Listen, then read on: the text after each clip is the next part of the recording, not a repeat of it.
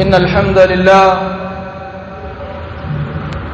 نحمده ونستعينه ونستغفره ونعوذ بالله من شرور أنفسنا ومن سيئات أعمالنا من يهده الله فلا مضل له ومن يضلل فلا هادي له أشهد أن لا إله إلا الله ولي الصالحين وأشهد أن محمدًا عبده ورسوله صلوات الله وسلامه عليه يا أيها الذين آمنوا اتقوا الله حق تقاته ولا تموتن إلا وأنتم مسلمون يا أيها الناس اتقوا ربكم الذي خلقكم من نفس واحدة وخلق منها زوجها وبث منهما رجالا كثيرا ونساء واتقوا الله الذي تساءلون به والأرحام إن الله كان عليكم رقيبا يا أيها الذين آمنوا اتقوا الله وقولوا قولا سديدا يصلح لكم أعمالكم ويغفر لكم ذنوبكم ومن يطع الله ورسوله فقد فاز فوزا عظيما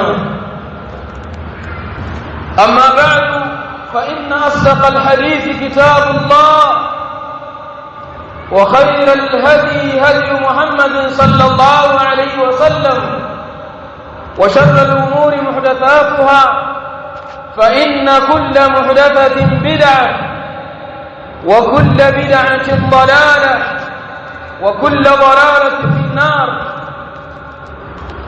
أيها الناس عباد الله أوصيكم وإياي بتقوى الله عز وجل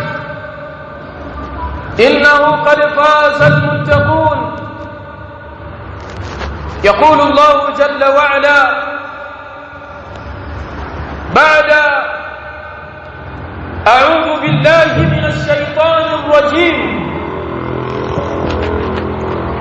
وكذلك أوحينا إليك روحا من أمرنا ما كنت تدري ما الكتاب ولا الإيمان ولكن جعلناه نورا نهدي به من نشاء من عبادنا وإنك لتهدي إلى صراط مستقيم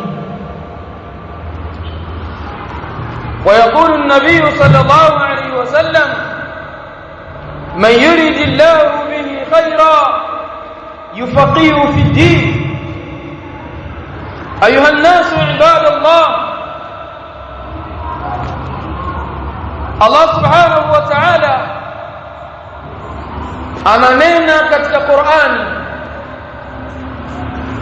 maneno ya kwake mwenyewe Allah subhanahu wa ta'ala minhu bada wa ilayhi yaud Qur'ani ambayo ilitoka kwake yeye Allah subhanahu wa ta'ala na kwake itarejea katika zama za mwisho hii Qur'ani itarejea kwa Allah subhanahu wa ta'ala itafutika katika misahafu na itaondoka katika watu walioihifadhi itarudi kwa Allah subhanahu wa ta'ala Allah jalla wa ala anasema akimuelezea mtume Muhammad salawatullahi wa salamuhu alayhi wakadhalika auhaina ilayka ruhan min amrina na vile vile tumekuteremshia wewe Muhammad wahai utokao kwetu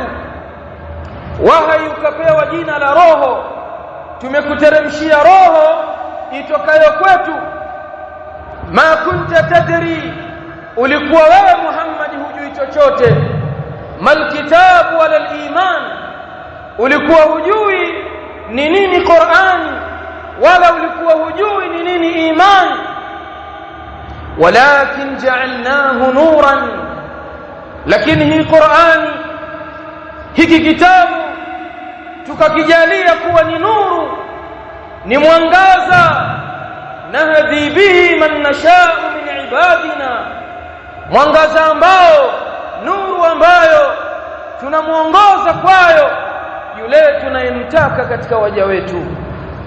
Wa innaka latahdi ila siratin mustaqim, na wewe Muhammad unawaongoza watu kwenye njia iliyonyooka.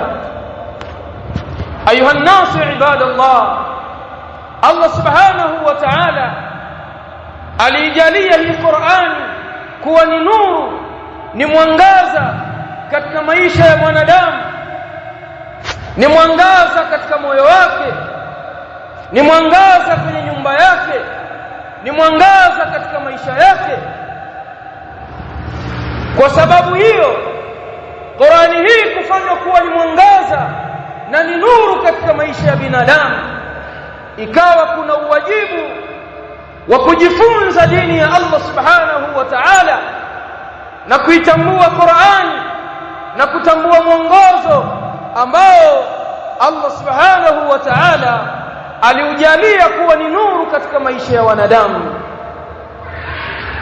Na Mtume sallallahu alaihi wasallam akawaeleza wale watakaojifunza nuru hiyo, wakajifunza mwongozo huo, kisha wakaufundisha kwa watu wengine, Allah subhanahu wa ta'ala atawapandisha daraja katika maisha ya dunia na maisha ya akhira. Katika hadithi ambayo Mtume sallallahu alaihi wasallam ameitaja, hadithi ya Hudhaifa ibn al-Yaman radiyallahu ta'ala anhu, قال رسول الله صلى الله عليه وسلم فضل العلم خير من فضل العبادة. ubora wa elimu ya kujifunza kitabu cha Allah, elimu ya kujifunza mwongozo, ikawa ni bora kuliko ibada ambazo hazijajengwa katika msingi wa ilmu. wa khairu dinikum alwara, na bora ya dini yenu ni ucha Mungu. hadithi ameipokea al-Imam at-Tabarani katika al-Awsat. Ayuha nnasu ibadallah, vile vile Mtume sallallahu alaihi wasallam akawaonyesha wale ambao waliobeba hii nuru, huu mwangaza ambao alipewa Mtume Muhammad sallallahu alaihi wasallam, katika hadithi ya Abi Umama al-Bahili radiyallahu ta'ala anhu. Mtume sallallahu alaihi wasallam aliulizwa kuhusu fadhila za mtu ambaye anajifunza dini ya Allah subhanahu wa ta'ala, mtu ambaye anatenga wakati wake akaisoma Qur'an, akajifunza sunna, akausoma mwongozo, na mtu ambaye ameshughulikia ibada, akawa yeye ni mtu wa ibada nyingi, lakini ibada ambazo hazijajengwa katika msingi wa ilmu. Ni nani aliyekuwa bora? Mtume sallallahu alaihi wasallam akasema, fadhlul alimi ala al-abid, ubora wa yule mwenye elimu ukimlinganisha na mtu ambaye hana elimu ya kumjua Allah subhanahu wa ta'ala, kafadhili ala adnakum, ni kama ubora wangu mimi Mtume sallallahu alaihi wasallam juu ya mtu mwingine katika ninyi.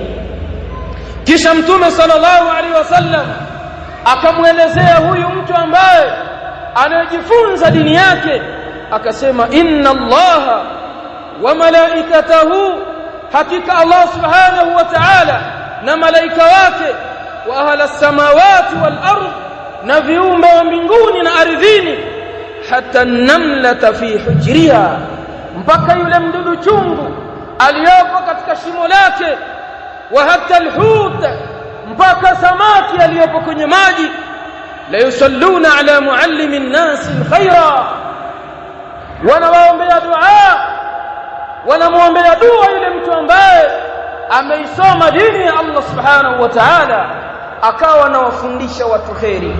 Fabushra, bishara njema kwa wale ambao wanaisoma dini ya Allah subhanahu wa ta'ala wakapata wasaa wa kuifundisha. Hadithi hii ameitaja Imam Tirmidhi rahmatullahi ta'ala alayhi. Ayuha nasu ibadallah,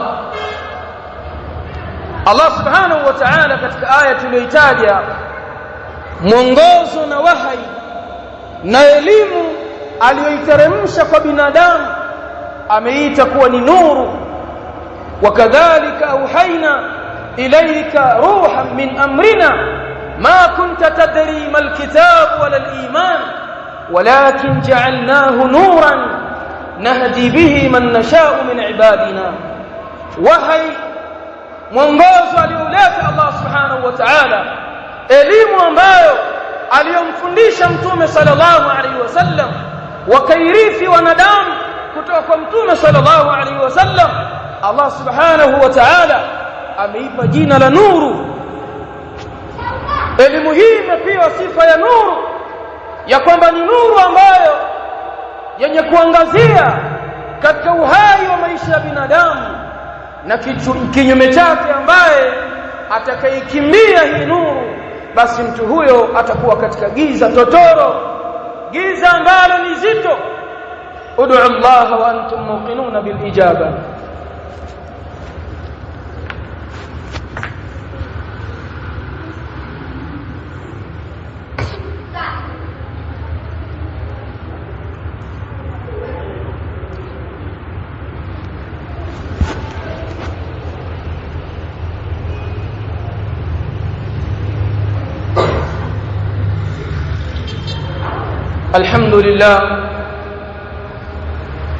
الحمد لله الذي خلق الإنسان علمه البيان،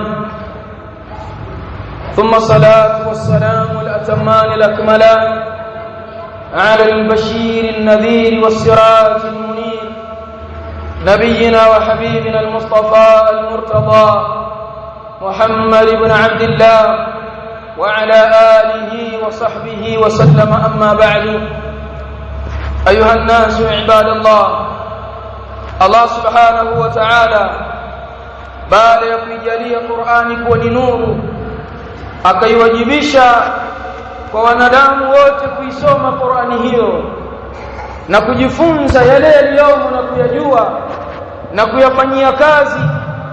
Hiyo ndiyo salama ya maisha yao katika mgongo huu wa ardhi, na hilo ndilo ambalo litawafanya wao waishi maisha ya furaha katika dunia, na vile vile wakutane na furaha pindi watakapokutana na Allah subhanahu wa ta'ala. Lakini kinyume chake, ndugu zangu Waislamu, Uislamu ukatuelezea madhara ya yule ambaye atakayekimbia kujifunza hii dini ya Allah subhanahu wa ta'ala. Katika hutuba mbalimbali na darasa mbalimbali tumekuwa tukielezea matunda ya kujifunza ilmu ya Allah subhanahu wa ta'ala, elimu ya kumjua Allah. Lakini leo biaunihi subhanahu wa ta'ala tutaeleza juu ya madhara ya yule ambaye katika moyo wake utakosekana wahyi, itakosekana hii nuru ambayo Allah subhanahu wa ta'ala ameiteremsha ikiwa ni mwangaza kwa wanadamu katika maisha yao. Ni yapi madhara yatakayomkumba mwanadamu ambaye atakayekuwa amejiepusha na amejiweka mbali na kuisoma dini ya Allah subhanahu wa ta'ala? Ayuha nnasu, wa min adrari aljahl fi ad-din ala al-insan, na miongoni mwa madhara yatakayomkumba mtu kutokana na ujinga katika dini ya Allah subhanahu wa ta'ala, alwuquu fi shirki wadhalal, ni kuingia katika ushirikina na katika upotevu, kwa sababu moyo wa mwanadamu utanyimwa ile nuru na mwangaza, basi utatangatanga katika kutafuta ni suluhisho lipi ambalo litakalotatua matatizo yake. Na kwa sababu moyo wake hauna elimu na nuru ya kujua ni kipi kizuri na kipi kibaya, Waislamu walio wengi kwa sababu ya ujinga walionao wameangukia katika matendo ya shirki, na wameangukia katika kutapeliwa na waganga na makuhani na watu wajanja, wakawa wao ni mateka wa watu ambao ni watu wa batil, wakaangukia katika kumshirikisha Allah subhanahu wa ta'ala, a'zamu dhanbin, dhambi iliyokuwa kubwa ambayo ameikataza Allah subhanahu wa ta'ala. Waislamu wengi wakaingia dhambi hii kwa sababu ya ujinga, wakidhani kwamba katika kumshirikisha Allah kuna salama, kuna uhai, kuna nuru ya maisha, kuna kufanikiwa katika mambo yao. Walakin jahlun wa dhalal, lakini ujinga na upotevu ndio unaowatesa. Waljahlu da'un qatil, na ujinga ni ugonjwa wenye kuua. Yaqtulu sahibahu min haythu la yash'ur, ugonjwa huu unamuua yule mwenye nao hali ya kuwa yeye hatambui kama anakufa. Ibadallah, jambo lingine ambalo watu wameingia ni ibadatullahi ala ghairi basira, ni kumwabudu Allah subhanahu wa ta'ala pasina elimu na uoni.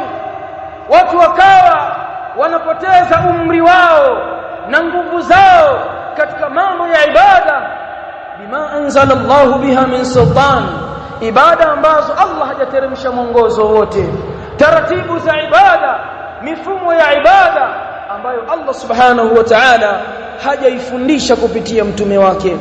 Kwa sababu ibada yoyote ambayo imejengwa juu ya msingi wa ujinga, basi ibada hiyo haikubaliki. Wa kullu man bighairi ilmin ya'malu, na kila mtu ambaye anafanya ibada pasina elimu, anafanya matendo pasina elimu, a'maluhu mardudatun la tuqbal, matendo yake ni yenye kurejeshwa. Leo kuna waislamu wangapi hawajui kuswali, lakini wengine wanaswali vipindi vitano kwa siku, wanainama na kuinuka, hawajui kile wanachokifanya, wanapoteza umri wao na nguvu zao na juhudi zao, lakini la yafqahuna shay'an min al-ibada, hawafahamu chochote katika ibada, na nafsi yake inamwambia ya kwamba mimi sijui kufanya ibada, sijui kuswali, sijui taratibu zake. Akawa mtu anapoteza umri wake mbele ya Allah subhanahu wa ta'ala, atakutana na Allah na zile ibada alizozifanya ni habaan manthura, ni vumbi lenye kupepeuka. Ndugu zangu Waislamu, lakini vile vile fasadi na ufisadi ulio mkubwa, alhirmanu min khashyati llahi alhaqiqiyya, ni kunyimwa kumwogopa Allah subhanahu wa ta'ala kule kwa uhakika. Watu wengi wamenyimwa ladha ya kumwogopa Allah subhanahu wa ta'ala, kwa sababu Allah anasema inma yakhsha Allah min ibadihi alulama, hakika wanaomwogopa Allah woga wa ukweli ni wale watu wenye ilmu, alulama. Kadhalika miongoni mwa mafsada na madhara ya ujinga, alkhusranu almubinu fi dunya wal akhirah, ni kunyimwa kheri mbalimbali katika dunia na akhirah. Ujinga unarithisha hasara mbalimbali katika mambo mengi, katika miamala, katika familia, katika ibada. Ujinga katika kutokumuelewa na kumjua Allah subhanahu wa ta'ala. Na ndio maana Allah jalla waala ndani ya Qur'an amezitaja aya nyingi ambazo zinapiga vita ujinga. Allah subhanahu wa ta'ala akasema katika suratul Isra, wala taqfu ma laysa laka bihi ilmun inna as-sam'a wal basara wal fuada kullu ulaika kana anhu mas'ula, na usifuate yale mambo ambayo usiyokuwa na ilmu nayo. Hakika masikio, macho na moyo siku ya kiyama vitaulizwa mbele ya Allah subhanahu wa ta'ala. Usifuate kibubusa. Muislamu unakatazwa kufuata mambo kibubusa, likaja jambo ukalifuata na ukaliiga hali ya kuwa huna ilmu nalo. Lakini Allah jalla waala anawatofautisha wale wanaojua na wasiojua. Yaqulu Allah jalla waala, qul hal yastawi alladhina ya'lamuna walladhina la ya'lamun inma yatadhakkaru ulul albab, hivi wanaweza wakawa sawa wale wanaomjua Allah subhanahu wa ta'ala na wale wasiojua? Hawawezi wakalingana sawa. La yastawiyani mathala, hawawezi wakawa ni mifano sawa watu hawa. Lakini Allah subhanahu wa ta'ala anawaelezea watu wa siku ya kiyama vile watakavyojuta na namna ambavyo ujinga ilikuwa ni sababu ya wao kuingia motoni. Waqalu law kunna nasma'u au na'qilu ma kunna fi ashabi as-sa'ir, vile vile watasema lau tungekuwa sisi tunasikia na tuna akili ambazo tunatambua kwazo, tusingekuwa ni katika watu wa motoni. Ndugu zangu waislamu, Mtume sallallahu alaihi wasallam katika hadithi akielezea madhara ya ujinga anasema madhara ya ujinga yanapelekea watu kuuawa, watu wanakufa na watu wanadhurika kwa sababu ya ujinga. Katika hadithi ambayo ameitaja Jabir radhiyallahu anhu, as-sahabi al-jalil, Jabir anasema kharajna fi safarin bi ashaba rajul minna hajarun fashujja fi ra'sihi, tulitoka mimi Jabir pamoja na masahaba wengine tukiwa safarini, mtu mmoja katika sisi akawa amejeruhiwa na jiwe. Hadithi maarufu ambayo wanaifahamu wanafunzi wengi na waislamu wengi.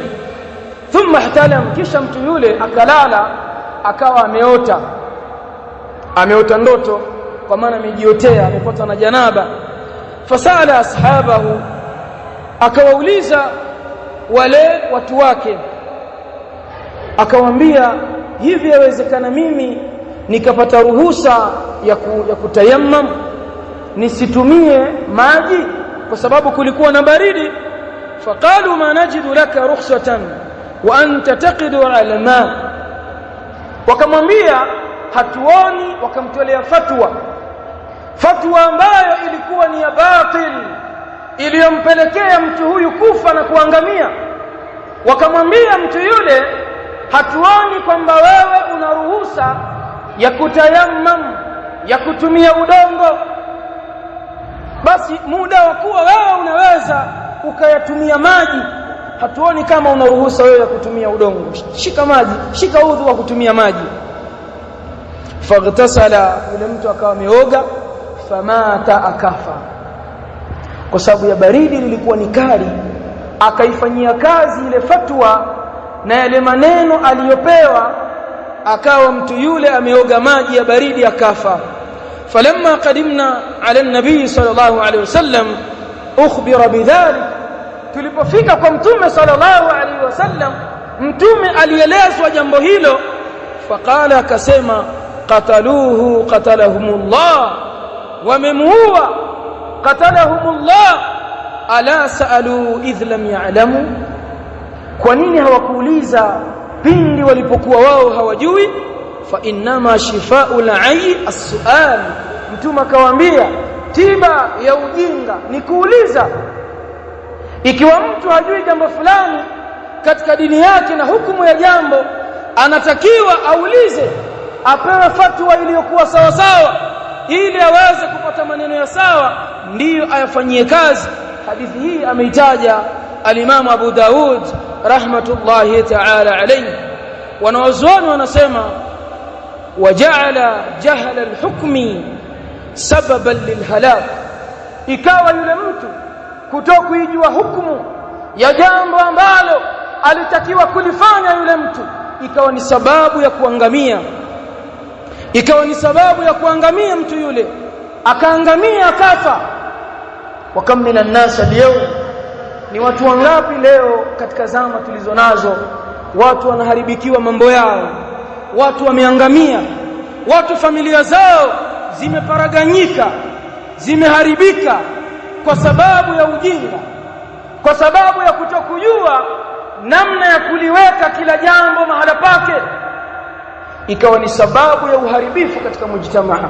Ibadallah, ikawa elimu hii tuliyoletewa ni nuru ambayo inatuangazia katika nyoyo zetu, katika maisha yetu, katika mambo yetu yote tunayoyafanya, tutangulize ilmu. Na ikawa ni wajibu juu ya kila Muislamu, mwanaume na mwanamke, atenge muda wake kujifunza ilmu ya Qur'ani na Sunna, na likawa jambo hilo ni lazima, kama alivyosema Mtume sallallahu alaihi wasallam, talabul ilmi fariidatun ala kulli muslim, kutafuta elimu ya sheria, elimu ya kumjua Allah subhanahu wa ta'ala, ni jambo la lazima kwa kila Muislamu mwanaume na Muislamu mwanamke. Ibadallah, mpaka wanawazuoni wa Kiislamu wakaipa nafasi elimu kwamba ina umuhimu mkubwa kuliko hata chakula anachokula binadamu kwa siku moja. Al-Imam Malik rahmatullahi ta'ala alayhi, maneno yake maarufu yanafahamika aliposema, an-nasu ahwaju ila al-ilmi min hajatihim ila at-ta'ami wash-sharab, fa inna ar-rajula ya'kulu fi al-yawmi marratan aw marratayn wa hajatuhu ila al-ilmi bi'adadi anfasihi. Mwanadamu, watu wanahitajia zaidi elimu ya kisheria, elimu ya kumjua Allah subhanahu wa ta'ala, kuliko vile wanavyohitajia, zaidi ya vile wanavyohitajia kula na kunywa.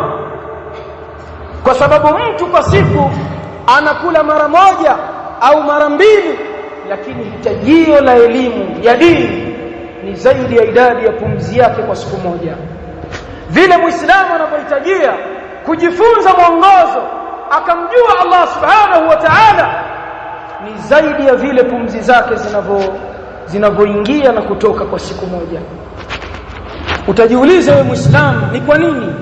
Kwa sababu maisha ya mwanadamu katika kila hatua yanahitaji ilmu. Angalia leo Allah subhanahu wa ta'ala alipomuumba binadamu akamwekea na vitu ambavyo vinamdhuru katika maisha yake, kama vile mashayatini, kama vile majini, kama vile mahasidi, wachawi na vitu vingine, lakini Qur'ani na Sunna vikamfundisha namna gani anaweza akajikinga Muislamu huyo. Leo Waislamu wangapi wanatangatanga na kuibiwa na watu wajinga kwa sababu ya ujinga wao waliokuwa nao. Watu wanatapeliwa na waganga na makuhani. Mtu akiwa na tatizo, ameota ndoto mbaya, anaenda kwa mganga, mganga anamwambia hizi ndoto hizi, kuna kisomo naweza nikakufanyia, au kuna jambo naweza nikalifanya hapa, au tukachinja mnyama fulani, tukachinja mbuzi au ng'ombe au kondoo. Haya matatizo yote ndani ya nyumba yako yanaondoka, yanakwisha. Mtu anatoa milioni, milioni 2, milioni 5. Mpaka leo tuambiwa kuna dua ambazo wanyama wanasomewa, wanatiwa madawa, dua ile inasomwa, mnyama yule anakufa, na wewe mjinga unamuona kuwa shekhe huyo amepewa makarama, amepewa mambo mazito. Unapoteza fedha, unamshirikisha Allah subhanahu wa ta'ala, lakini kwa sababu ya ujinga. Kina mama wangapi ambao wanateseka leo na mashaitani, mgongo unawaka moto, naota si nafanya hivi, matatizo mengi, lakini tiba yake ni kusoma ilmu ya tauhid, ni kumjua Allah subhanahu wa ta'ala, ni kusoma elimu ya sunna. Watu wangapi leo kwenye majumba yao wanaona vitu vya ajabu na wanadanganywa na waganga, wanawekewa mazindiko ya uongo. Mganga anakuita, anakuchanganyia mikaa, anakuchanganyia vitambaa vyekundu, sindano za uongo, anakwambia nenda kaiweke hii kwenye nyumba yako, kwenye pembe ya nyumba, na wewe unapigwa kwa sababu ya ujinga. Ni wangapi katika Waislamu nyumba ambayo ungeisomea suratul Baqara, nyumba yako ingehifadhika? Kwa hadithi ya Mtume sallallahu alayhi wasallam, iqra'u suratul Baqara, isomeni suratul Baqara, fa inna akhadhaha baraka, hakika kuichukua na kuisoma ni baraka, wa tarkuha hasara, na kuiacha ni hasara. La yastati'uha as-sahara, suratul Baqara hawaiwezi wachawi na mahasidi na watu wenye vijicho hawaiwezi.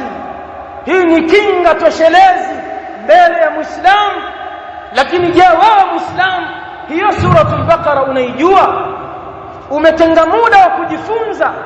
Na hili ni tatizo kubwa na ni maafa yaliyomo ndani ya Waislamu. Tunautaka mwongozo, tunautafuta mwongozo, tunaitafuta hidayah, lakini hatutumii muda wetu kuitafuta hidayah. Hiyo nuru tuliyopewa na Allah tumeiweka kando, tumeipiga teke, haina muda na sisi, bali haina muda na familia zetu, haina muda na sisi wala na familia zetu. Wazazi wangapi ambao wamewashughulisha watoto wao na kusoma elimu za secular, kusoma fani mbalimbali, lakini familia yake hatengi muda wa kuisomesha dini ya Allah subhanahu wa ta'ala. Aina tadhhabun, mnakwenda wapi enyi Waislamu? Ni shari zipi ambazo mnadhani zitawaepuka wakati mmeiepuka nuru aliyoitaja Allah subhanahu wa ta'ala ndani ya Qur'an? Lazima maangamivu yawapate ikiwa ninyi mtaiepuka nuru aliyoitaja Allah subhanahu wa ta'ala. Walakin ja'alnahu nuran, lakini hii Qur'an tumeijalia kuwa ni nuru, nahdi bihi man nashau min ibadina, tunamuongoza kwa nuru hii yule tunayemtaka katika waja wetu. Allah subhanahu wa ta'ala awaongoze na wasimamie wale ambao wanatenga muda wao, walau siku moja, walau saa moja, walau dakika 10, wakazinduka katika kujifunza dini ya Allah subhanahu wa ta'ala, kwa sababu ndio uhai wa maisha. Elimu ya dini ina nafasi kubwa katika maisha ya binadamu, lakini watu wengi hawajui. Kwa kumalizia, al-Imam Ibn Qayyim rahimatullahi ta'ala alayhi, Imam al-Mubajjal, Imam al-Jalil, anaeleza maneno yake an-nas, akieleza fama kharabul alami illa bil jahl, haujaharibika ulimwengu ila ni kwa sababu ya ujinga, wala imaratuhu illa bil ilmi, na ulimwengu haujaimarika ila ni kwa sababu ya elimu. Fa idha dhahara al ilmu fi baladin au mahallatin qalla ash-sharru fi ahliha, elimu ikidhihiri katika mji au mahala fulani, shari zinapungua kwa watu wake. Hata kwenye nyumba ya Muislamu ambayo baba amejishughulisha na kusoma, anahudhuria darsa, mama anahudhuria darsa, watoto wanahudhuria darsa, nyumba hiyo shari zitapungua, shari zitaondoka. Lakini nyumba ambayo au mahali ambapo elimu imekimbia, kuna mambo ameyapa kipaumbele, kuna mambo yanapewa nafasi, lakini elimu ya dini haina nafasi, shari zinakuwa ni nyingi, ufisadi ni mkubwa, kuanzia kwa wanaume, kuanzia kwa kina mama, kuanzia kwa watoto. Nyumba hizi hazitofautiani na nyumba za makafiri. Mwongozo hakuna, nuru hakuna, maovu ni mengi, ufisadi ni mkubwa, hakuna mipaka ya kisheria. Mwanamke anatoka ovyo, mwanamke ni mshirikina, hasomi dini ya Allah, haijui tauhid, haijui sunna. Huwezi ukapata salama ndani ya nyumba hii. Nyumba hii haina kheri. Al-Imam Ibn Qayyim anasema nyumba ambayo au mahala ambapo elimu ya dini imetawala, elimu ya sunna imetawala, itikadi sahihi imetawala, elimu ya tauhidi imetawala, wallahi shari zinaondoka, shari zinakimbia, ibilisi anaikimbia nyumba hii. Lakini jambo lenye umuhimu kama huu, angalia Waislamu vile walivyojipanga kulipokea jambo hili. Tunamwomba Allah subhanahu wa ta'ala atuongoze na atunusuru, na azitofautishe nyoyo zetu, azitilie mapenzi ya kupenda elimu na kukaa katika vikao vya elimu, kila mmoja kwa muda wake. Na tukisema elimu, ndugu zangu, haimaanishi wewe lazima usome uwe ni shekhe mkubwa mwenye vilemba vingi, mwenye kutoa fatwa kubwa. Tunakusudia elimu ya lazima, elimu ya kumjua Allah, elimu ya kujua kusoma Qur'an, elimu ambayo utajua ibada zako, utajua kuswali, utajua kufunga, utajua jinsi ya kuishi na mkeo, au na mwanamke atajua jinsi ya kuishi na mumewe, utajua haki zako za ndoa, elimu ya kujua tauhid na kujua kinyume chake shirki. Kongole na hongera kwa wale ambao wanatenga muda wao walau saa moja au dakika 10 kwa siku, wakaenda sehemu panapofundishwa dini ya Allah subhanahu wa ta'ala. Allahumma rabbana atina fid dunya hasana اللهم ربنا آتنا في الدنيا حسنة وفي الآخرة حسنة وقنا عذاب النار. اللهم ربنا آمنا فاغفر لنا ذنوبنا وكفر عنا سيئاتنا وتوفنا مع الأبرار. اللهم ربنا أرنا الحق حقا وارزقنا اتباعه وأرنا الباطل باطلا وارزقنا اجتنابه. اللهم ربنا آتنا في الدنيا حسنة وفي الآخرة حسنة وقنا عذاب النار وعذاب الدين وعذاب القبر. وصلى الله وسلم وبارك على نبينا محمد وعلى آله وصحبه وسلم. قوموا إلى صلاتكم يرحمكم الله.